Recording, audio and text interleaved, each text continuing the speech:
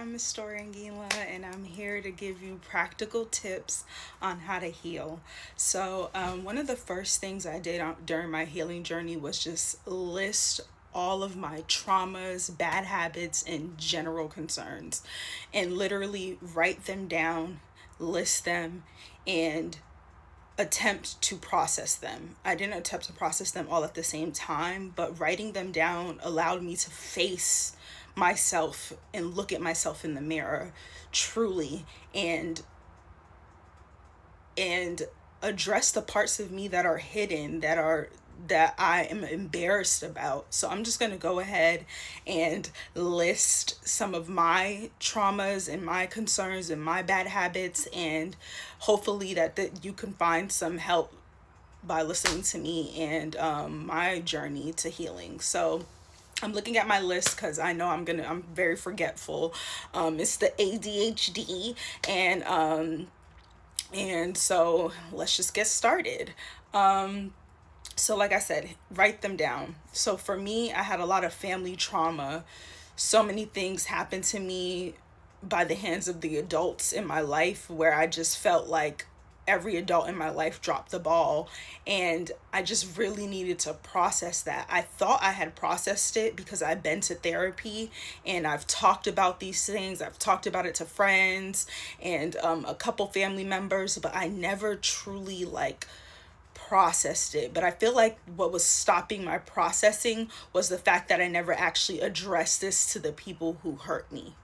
I never talked to the people who hurt me and told them, you hurt me.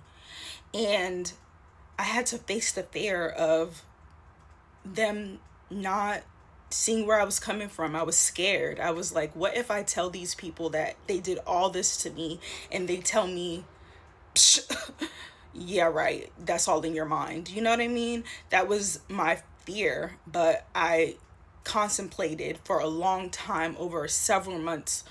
Do I want to talk to these people about this? Do I want to address these traumas to them? I ultimately did, and I'm so glad I did because I got a lot of healing from that.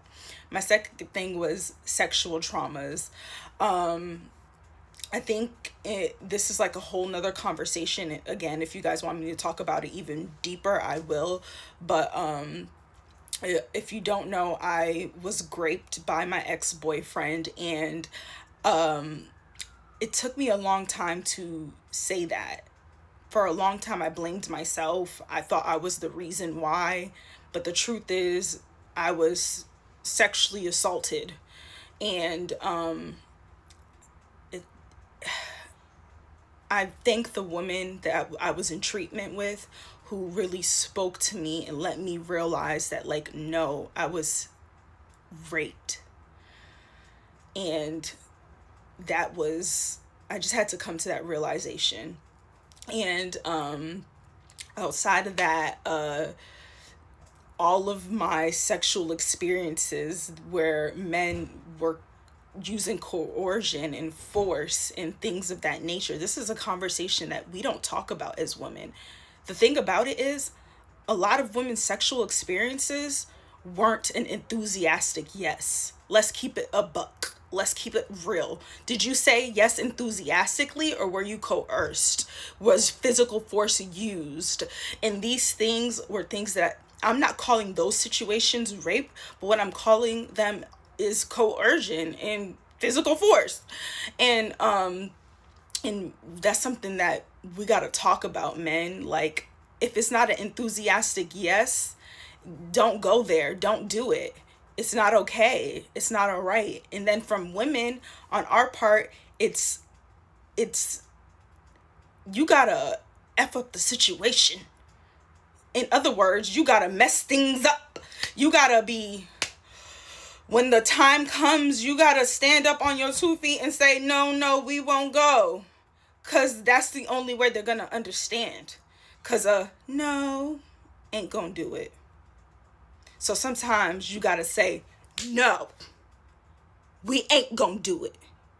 And that is something that I am still learning, something that I'm still working through, something that is really difficult for me. And I think it's because of my past experience of how my virginity was stolen.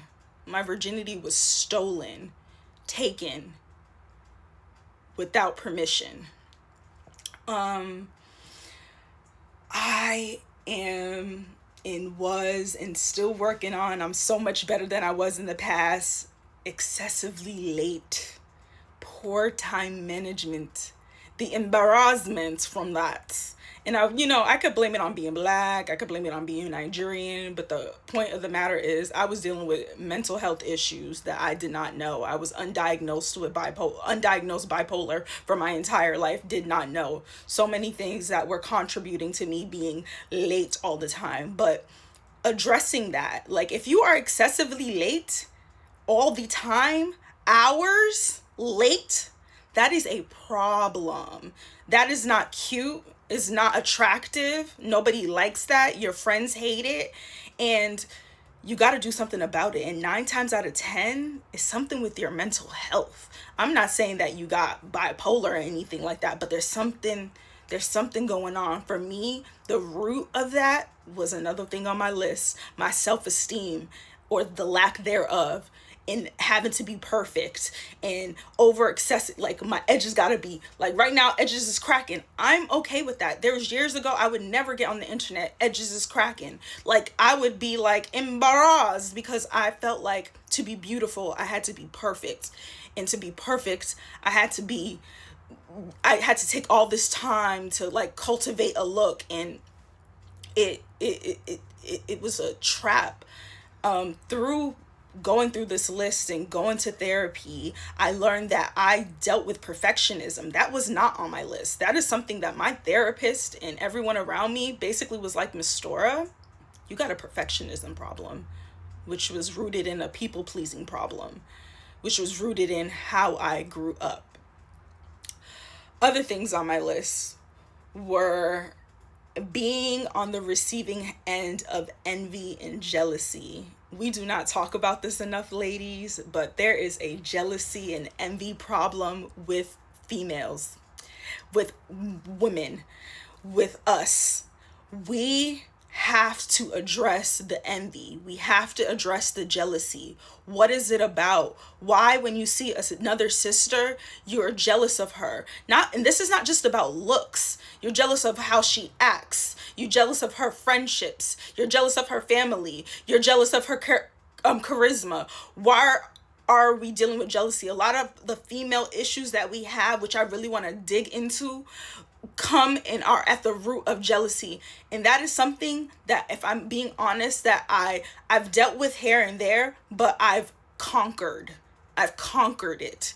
And I want other women to conquer it, because I feel like female friendships are some of the most beautiful friendships you'll ever have in your life. And what stops us from having this beautiful sisterhood, these locked hands, is this jealousy and this enviness. So that was something I really wanted to dig into, like why are we like that, and what can we do about that, and how that has affected me in my life.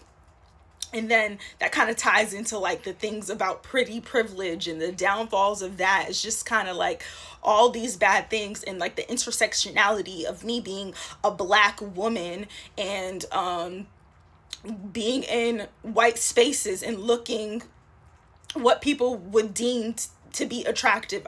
I'm still very uncomfortable calling myself attractive. I think I don't look like the bottom of a shoe, so I'm happy about that. So that is my list. Those are the things I had to deal with, and I had to dig deep. I had to write this list. I had to face this list on the, like, this is not pretty. This is not pretty. This is not pretty, but it was who I am, or who I was. And I had to look myself in the mirror and say, I want to change. And I did that. So that's it, y'all. We gotta face ourselves. The good, the bad, the ugly, everything, and you can process the good things too about yourself, but it's the bad things that we're afraid of. So that's it, y'all, for today, and so many more topics to come.